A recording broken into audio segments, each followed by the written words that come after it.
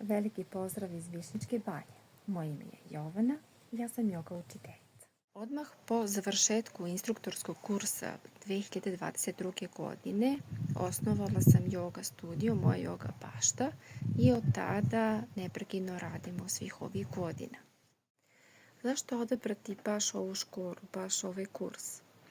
Jedan od razloga je taj što oni nas prihvataju različite baš takvi kakvi mi jesmo.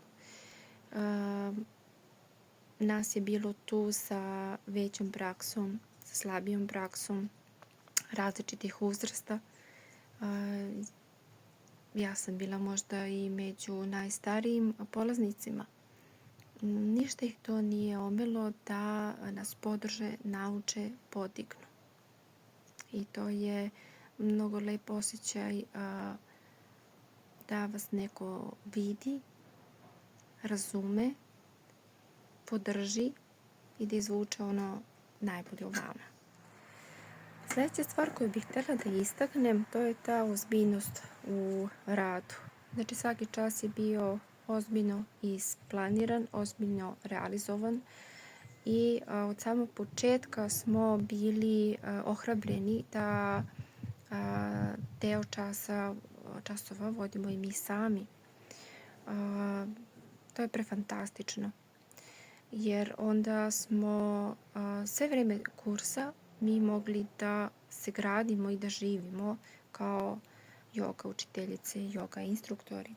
I to je jako, jako važno i meni puno olakšalo da sam mogla odmah po završetku da krenem sa časovima i da mi to nije bilo, da kažemo, van moje komfortne zone, nego nešto na što su oni mene veoma sistematično naučili tokom samog kursa. Ja sam to samo nastavila i išlo je veoma lako samim tim.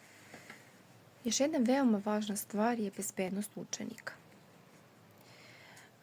Sa instrukcijama, sa znanjem koje su oni nama prenijeli, mnogo mi je značilo tokom rada da znam kako da se ponašam, postavim prema ljudima koji dolaze sa određenim zdravstvenim problemima. Takođe, polaznici, učenici koji nemaju nikakvih zdravstvenih problema, bilo je jako važno da im prenesemo tokom časa jasne instrukcije kako se koja asana radi u zavisnosti od samih polaznika, njihovih mogućnosti. Tako da su časovi minimal joge koncipirani kao individualni, iako oni rade u grupi. Imamo grupnu energiju, imamo to što ih onda malo više podiže i motiviše, ali sa druge strane instrukcije su individualne, jer su svi oni različiti. Različitog uzrasta, fizionomije, različite živote žive, različiti dan žive. Sve to su nas naučili na kursu i na vreme upozorili, obučili, tako da smo mogli, ja mislim, svi mi iz naše generacije da to primenimo i da to bude na zadovoljstvo naših učenika i nas samih. Još jedna jako draga stvar i meni možda jedna od najbitnijih jeste to što su nas za vreme časova zaista motivisali da budemo to što jesmo. Da mi možemo da imamo svo znanje i da budemo kritički um i da sve radimo savršeno.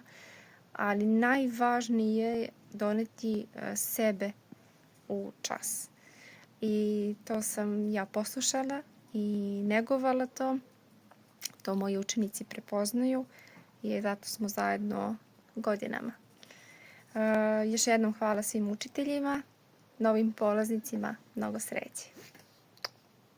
Zdravo!